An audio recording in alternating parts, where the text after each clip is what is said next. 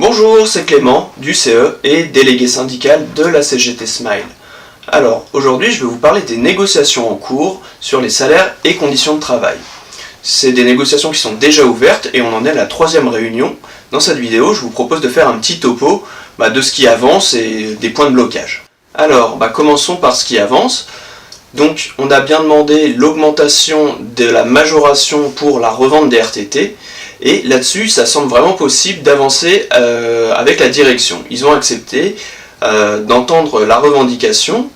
En fait, comme on vous l'a déjà dit, je pense, c'est que en 2014, il y a eu un avenant dans la convention collective qui majore de 20 à 35% lors de la revente des RTT. À Smile, les RTT revendus ne sont majorés que de 10%. Donc nous, on demande l'application de la clause la plus favorable, donc l'application de la convention collective et de l'avenant de 2014 sur ce point. Autre point sur lequel il y a de vraies discussions, c'est sur le financement de la prévoyance à 100% par l'employeur. Donc déjà, qu'est-ce que c'est que la prévoyance? La prévoyance, c'est une assurance qui permet de couvrir 3 grands risques. Donc il y a le risque maladie. Le risque maladie, en fait, c'est qu'il y a une part de salaire qui n'est pas couverte par la sécurité sociale. La sécurité sociale ne couvre que la moitié de votre salaire. Et donc en cas de maladie, c'est l'assurance prévoyance qui prend le relais pour que vous puissiez toucher le salaire à 100%. Donc voilà le premier risque très important de la prévoyance. Après, il y a le risque invalidité. En cas d'invalidité, le salarié touchera une pension d'invalidité.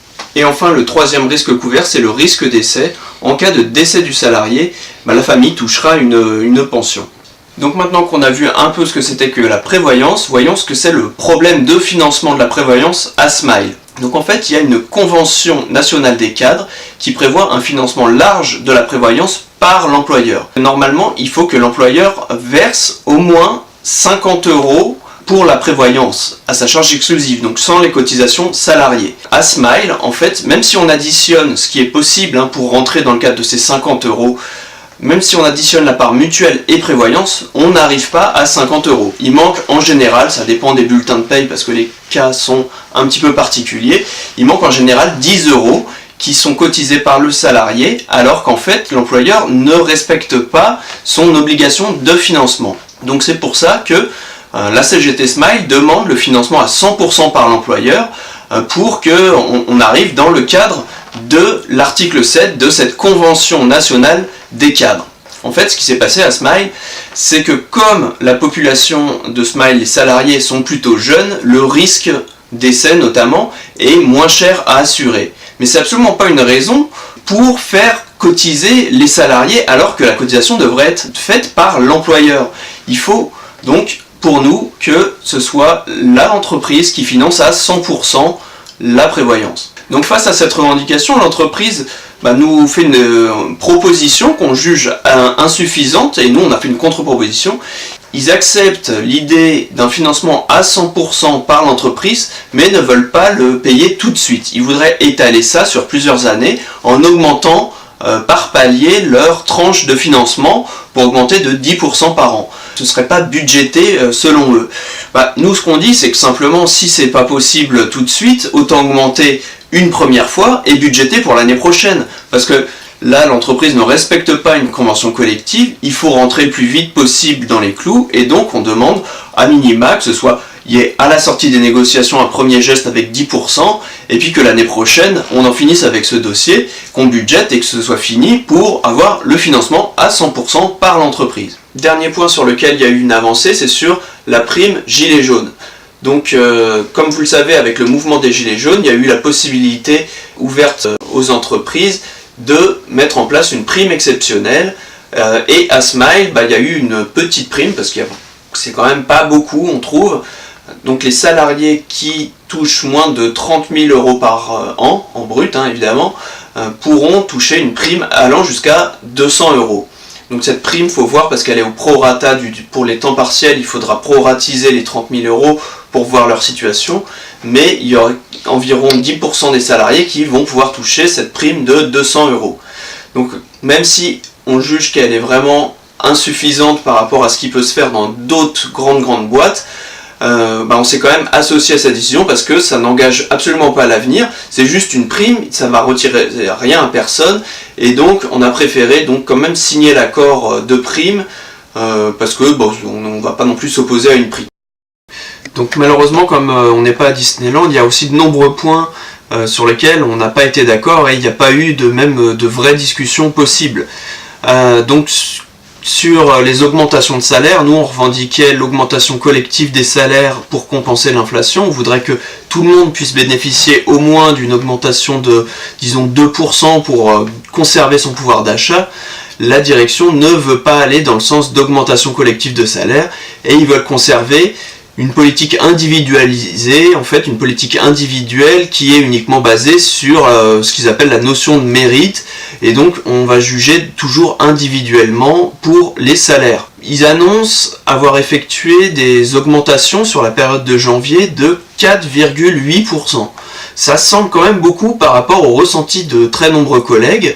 Et nous, avec le comité d'entreprise notamment, on va essayer de mieux analyser comment on arrive à sortir des chiffres comme ça, alors que beaucoup de collègues nous remontent ne pas avoir été augmentés ou ne pas comprendre la politique de l'entreprise. Nous, face à ça, on revendique aussi la mise en place de fiches de poste beaucoup plus claires, des fiches de poste où il y ait des fourchettes de salaire.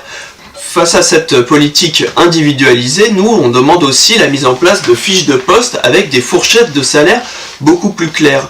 Parce que pour une même qualification, on peut voir des paies très différentes effectuées dans l'entreprise. Donc pour clarifier tout ça, il faudrait que dans les fiches de poste, il y ait des grilles de salaire en fait. Pas des grilles ultra strictes, mais au moins des fourchettes qui indiquent, par exemple pour un ingénieur 1, 2 ou un tech lead, quel est le salaire à pratiquer. Ça éviterait beaucoup d'aléatoires de mettre en place ces fiches de poste avec indication de salaire, et il faudrait que chaque fiche de poste fasse référence aussi à un indice sur la convention collective, parce qu'une convention collective, à la base, c'est fait pour définir des qualifications et leur attribuer un salaire minimum. Et si nos fiches de poste ne sont pas liées aux qualifications de la convention collective, justement, ça permet toute cette individualisation des salaires. Donc c'est pour ça que, pour nous, il faut cette clarification sur les fiches de poste. Et dernier point sur lequel il y a des discussions, mais en fait il y a un refus de Smile d'avancer sur les revendications qui ont été présentées, c'est sur le financement des arrêts maladie pour les salariés ayant moins d'un an d'ancienneté. En fait, il faut savoir que si vous avez un an d'ancienneté, en cas d'arrêt maladie, la sécurité sociale va financer 50% de votre salaire pendant l'arrêt maladie, mais le reste est couvert soit par l'employeur, soit par la prévoyance. Et pour les salariés qui ont moins d'un an d'ancienneté, notre convention collective, et Smile ne va pas plus loin que ce qu'il y a dans la convention collective, ne permet pas, en fait, notre convention collective ne permet pas le maintien de salaire. Donc les collègues vont toucher que les 50% de la sécurité sociale. Donc nous, ce qu'on demande, c'est aussi la couverture en cas d'arrêt maladie pour les salariés qui ont moins d'un an d'ancienneté. Parce qu'il faut savoir que ça représente quand même 40% des arrêts maladie à Smile, donc en fait c'est quand même quelque chose d'important, avec des centaines de jours d'arrêt maladie qui ne sont pas financés. Et si un collègue est arrêté, disons 90 jours, il va perdre 1 mois et demi de salaire. Parce que passé 90 jours, par contre, il y a un relais de la prévoyance. Mais il faut attendre les 90 jours pour un salarié ayant moins d'un an d'ancienneté pour avoir la part employeur. Donc face à cette revendication, la direction s'est montrée dans un premier temps réceptive et a dit, en fonction des cas, il y aurait peut-être moyen de couvrir par exemple pour des maladies graves. Donc leur proposition de base, c'était de ne pas généraliser l'extension des droits à l'ensemble des salariés, mais uniquement à ceux qui auraient eu une grave maladie. Sauf qu'en fait ça, après vérification avec nos experts et puis le constat a été partagé avec la direction, c'est pas possible parce que l'entreprise ne peut pas vérifier et juger de la gravité d'une maladie, c'est pas possible. Donc là-dessus ils ont refusé. Donc nous en définitive, on a fini par proposer la couverture des arrêts maladie des collègues ayant moins d'un an d'ancienneté à partir du 30e jour.